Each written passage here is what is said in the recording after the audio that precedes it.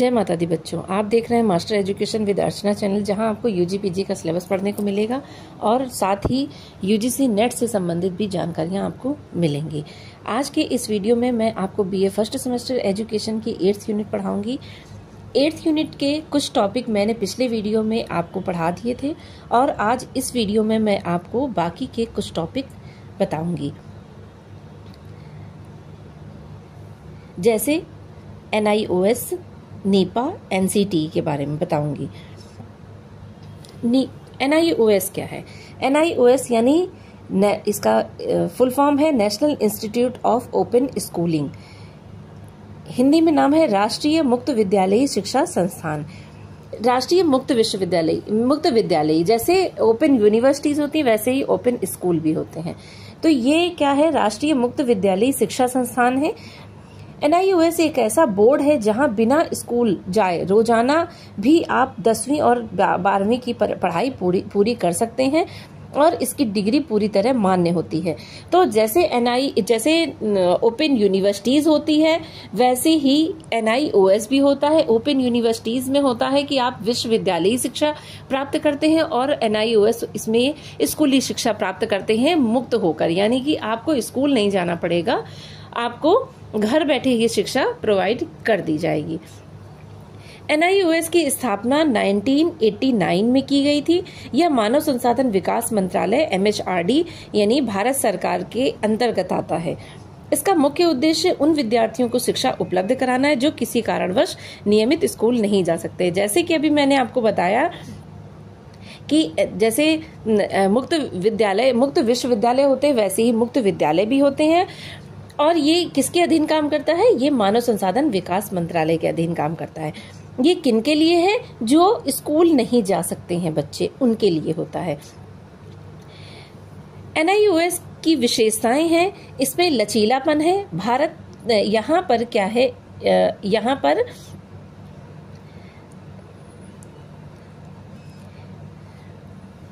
इसमें लचीलापन होता है। यहाँ पर छात्र अपनी उम्र, विषय और परीक्षा का समय खुद चुन सकते हैं, यानी कि बच्चे कोई जरूरी नहीं कि स्कूल जाएं, वो ऑनलाइन पढ़ाई कर सकते हैं अपनी उम्र के अकॉर्डिंग, यानी वो जिस भी एज में है उस उम्र की क्लास ज्वाइन कर सकते हैं, उन सब्जेक्ट्स को पढ़ सकते हैं और परीक्षा का समय खुद चुन सकते हैं। यानी कि ये वहां से जब ओपन स्कूल से हम कोई कोर्स लेते हैं तो उसमें वो टाइम देते हैं कि आप किस टाइम में पेपर देना चाहते हैं, तो ये उसमें चूज कर सकते हैं, मतलब पसंद कर सकते हैं, अपनी पसंद के अकॉर्डिंग, अपनी सुविधा के अकॉर्डिंग समय ले सकते हैं और उसी समय में वो परीक्षा दे सकते हैं।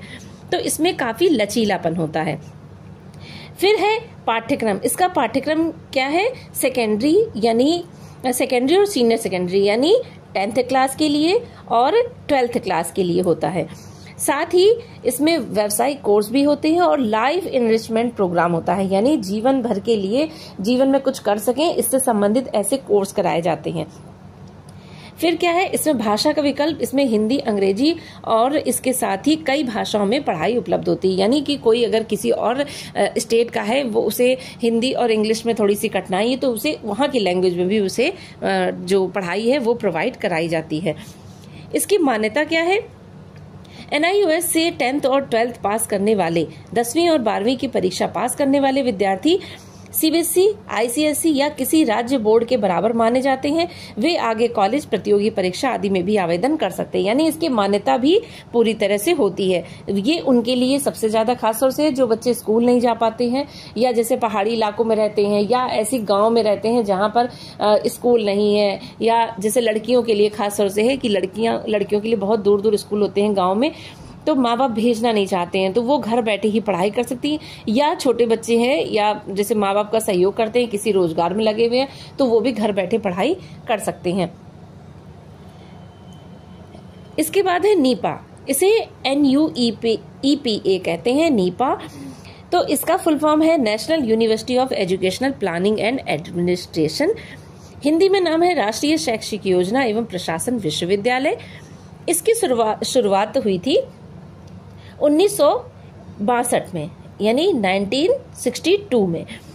इसकी स्थापना, इसकी शुरुआत यूनेस्को की मदद से की गई थी। Asian regional centre for educational planners and administrator के रूप में की गई थी। यानी कि जो एशियन जो राज्य हैं, जो एशियन जो कंट्रीज हैं, जैसे एशिया में जो कंट्रीज, जैसे भारत क्या है, एशिया में ही आता है, एशियन जितनी कंट्रीज हैं उनकी शैक्षिक योजनाएं तैयार करने के लिए, उनका प्रशासन करने के लिए यूनेस्को की मदद से स्टार्ट की गई थी। क्या स्टार्ट किया गया था? नीपा स्टार्ट किया गया था। नीपा के बारे में और जानते हैं। इसे बाद में नाम बदलकर नीपा कर दिया। पहले न्यूपा था, न्यूपा, उसके बाद में नाम बदलकर नीपा कर दिया गया। इसका फुल फॉर्म है national institute of educational planning and administration. पहले क्या नाम था? National university of educational planning and administration, और बाद में इसका नाम रख दिया गया national institute of educational planning and administration. यानी सिर्फ यहाँ पर नाम बदल दिया गया है, यहाँ उसमें यूनिवर्सिटी और यहाँ इसमें इंस्टीट्यूट कर दिया गया, बाकी सेम वहीं पर है। पहले नाम न्यूपा था और अब बाद में इसका नाम बदलकर नीपा कर दिया गया। 2006 में भारत सरकार ने इसे केंद्रीय विश्वविद्यालय का दर्जा दिया और इसका नाम न्यूपा हो गया। तो यानी नीपा था, फिर न्यूपा हो गया, यानी इसे यूनिवर्सिटी का दर्जा दे दिया गया। पहले ये संस्थान के रूप में था और इसे बाद में नाम बदलकर डीम्ड यूनिवर्सिटी कर दिया गया है।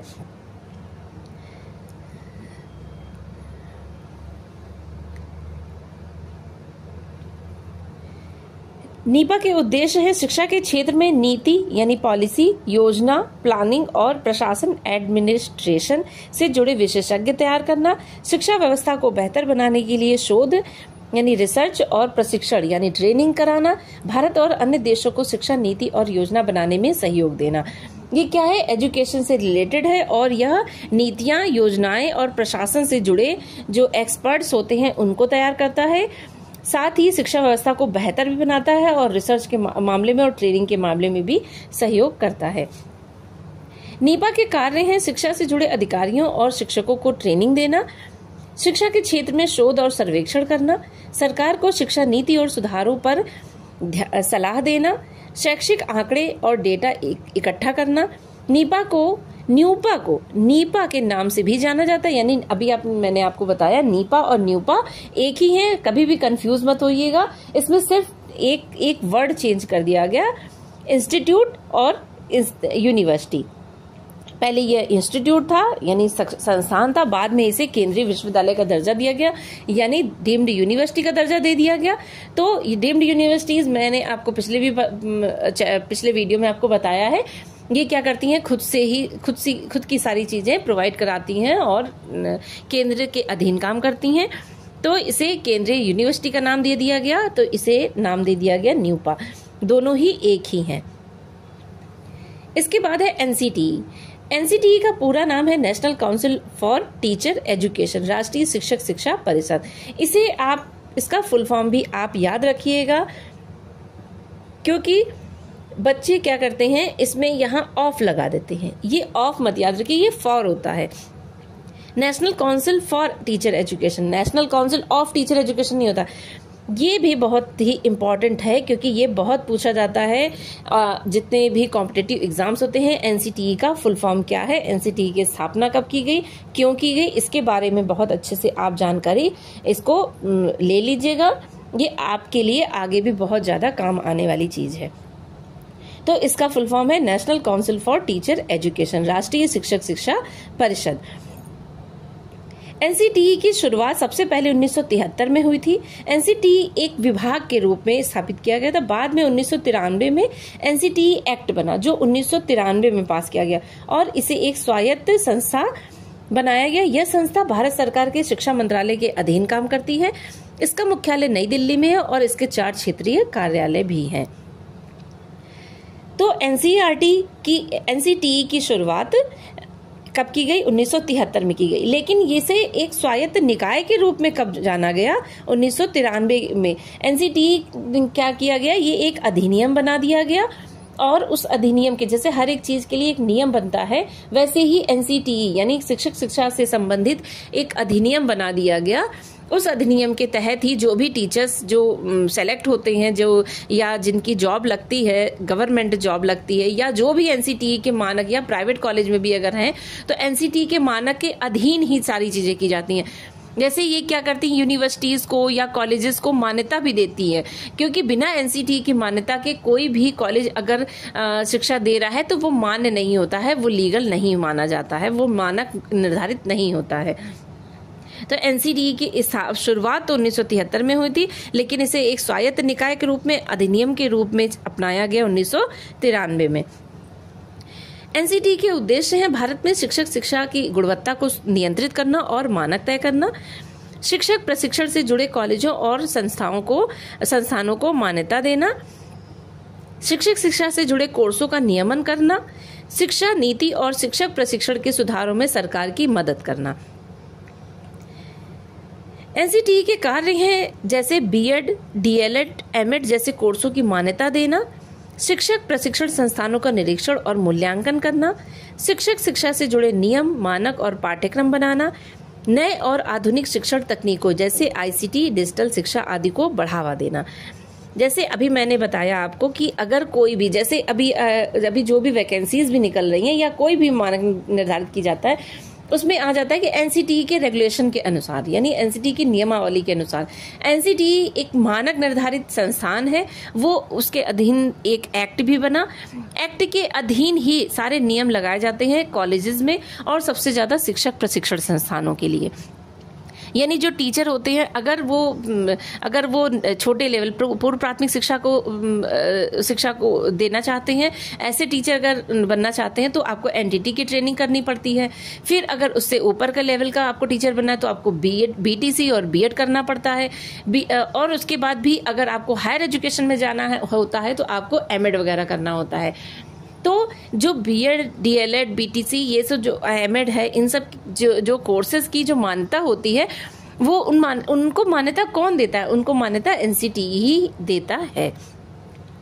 और इसके साथ ही क्या करता है, यह इन संस्थानों का निरीक्षण और मूल्यांकन भी करता है, शिक्षक शिक्षा से जुड़े नियम भी तैयार करता है, मानक और पाठ्यक्रम भी बनाता है, नए और आधुनिक शिक्षण तकनीकों ऐसी आईसीटी, शिक्षा आदि को भी बढ़ावा देता है।